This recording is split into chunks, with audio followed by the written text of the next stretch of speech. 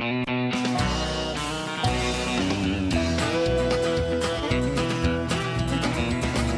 hear the train a-comin', it's rolling round the bend, and I ain't seen the sunshine since I don't know when. I'm stuck in Folsom Prison, and time keeps dragging on. But that train keeps a-rolling on down to San Antonio. Welcome, my name is Rich Miller, and no question, the Stanley family is legendary in bluegrass and country music. From the Stanley brothers, Ralph and Carter, and the Clinch Mountain Boys, who started back in 1947, right through today, their music has impacted literally millions of people. We're going to spend a little time getting to know a gifted artist who is the next generation of this legendary musical family. His name, Nathan Stanley.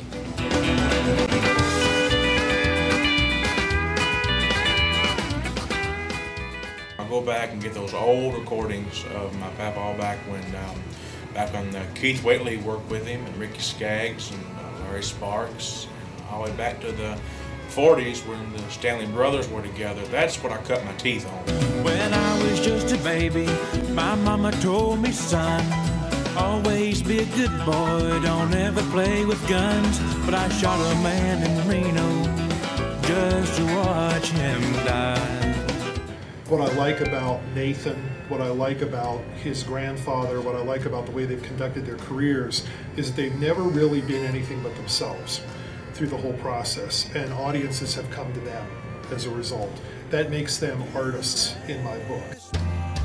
When I was little, you know, like I said before, you couldn't keep me off the stage, and I'd do comedy, you know, and I'd sing songs, and I just loved being in the spotlight, you know, and I'd sing little, I do all kinds of things on the stage, and I just loved it, and I knew that's where I belonged.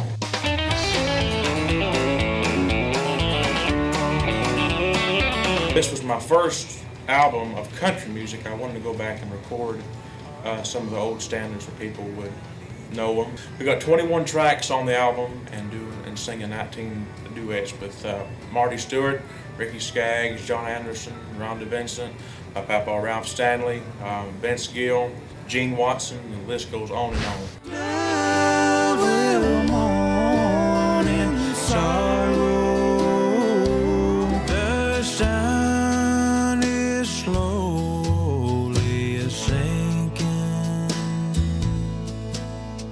The day is almost gone.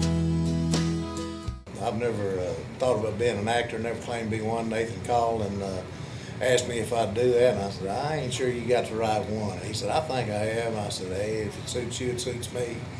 Nathan is one of the most talented young men I've known in my lifetime. I've been here a long time, and he's got the whole deal, and he's focused, knows where he's going with it, and I said, if you're game enough, put me on there to play a warden, I'll come over and lock you up.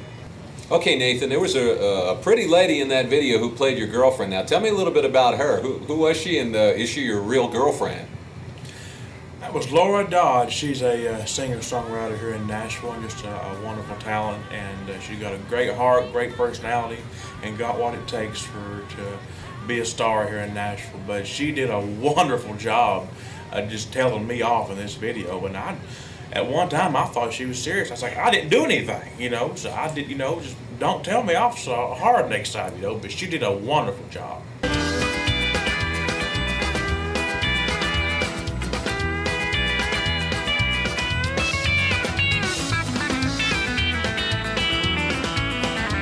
I had to be very, very angry, and I hated it so bad because he's such a nice guy, you know.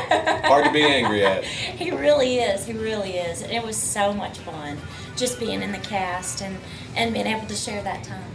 My favorite scene in the video is when Nathan is sitting there eating all those beans, you know. He's sitting there eating all those beans. I'm like, oh my gosh, I don't know that I could do that. Too bad he's in jail. Cody Mullins, road manager for Nathan Stanley, joining us now. Cody, how long have you been with Nathan? I was with Nathan right out of high school. He hired me, and we was always good buddies through school, and as soon as I graduated, me and him hit the road. So that's been how many years now? It's going on. Well, I worked with him my senior year all the way through, and then right out of school was right at 2 years. So tell me a little bit about what it's like traveling the highways and byways of America with one of the most legendary families in bluegrass and country music. Well, Nathan, see, that's Nathan, Nathan's an international icon, you know, he's Ralph Stanley's grandson, and especially for me, it's hard for me to see him that way because we're so close. And he just really, he's always treated me good, no matter, you know, regardless if he's talking to George Jones or if he's talking to you, he'll treat you the same. And the thing that really impresses me with Nathan is no matter what show we go to, he'll, all the fans, he'll be, if we have to go from town to town, he'll be dead, he can't even, if there's fans lined up back into the auditorium, he'll sit right there, sign autographs, take pictures till everyone is done. He really loves his fans. Okay, how about a good road story that maybe one Nathan wouldn't want us to share?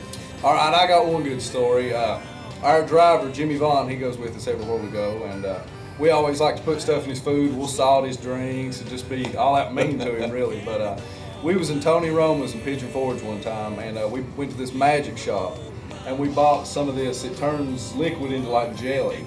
And Nathan got him to go up to the restroom, and I put it in his drink and stirred it up, and it turned it into jelly. And they almost called the cops on us because they thought we were poisoning Jimmy or trying to get him to take his medicine some way. And he sat there, when he turned it up, it was all gooey, you know, and he started hooting and hollering how Jimmy does. But the waitress come over after, and she was like, I was about to call the law on y'all. I didn't know what in the world y'all was doing. So another one of the things that impresses me with Nathan more than anything is that we're both young. You know, we may be young, and especially me, but he's wise far beyond his years because the way his mind works and the way he takes care of business is, I couldn't cope with half the stuff he deals with. His mind is like one big filing cabinet, and regardless, you know, most people, you do one project and you have to do it all the way through, but he can start 2 or 3 different things, and I've criticized him before. I've said, you're going to keep on until you're not going to, you know, you get one done and the other 2 not done, but so far, his mind can run 100 miles an hour, and just the business sense he has, he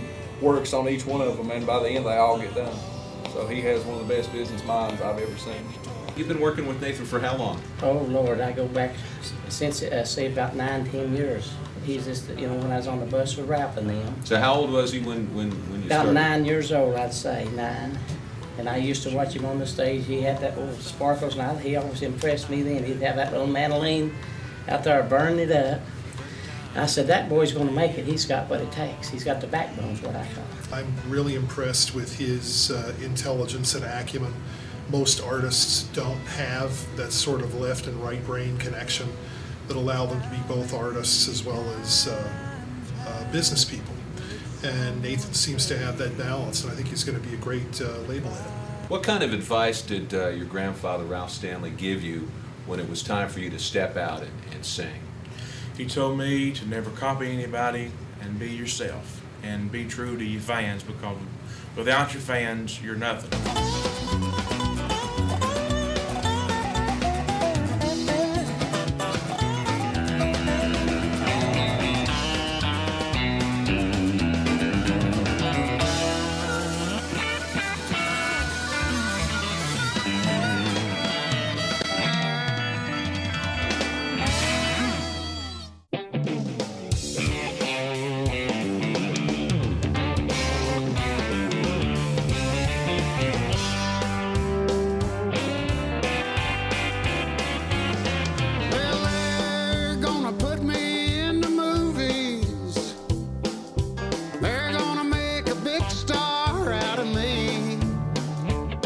They'll make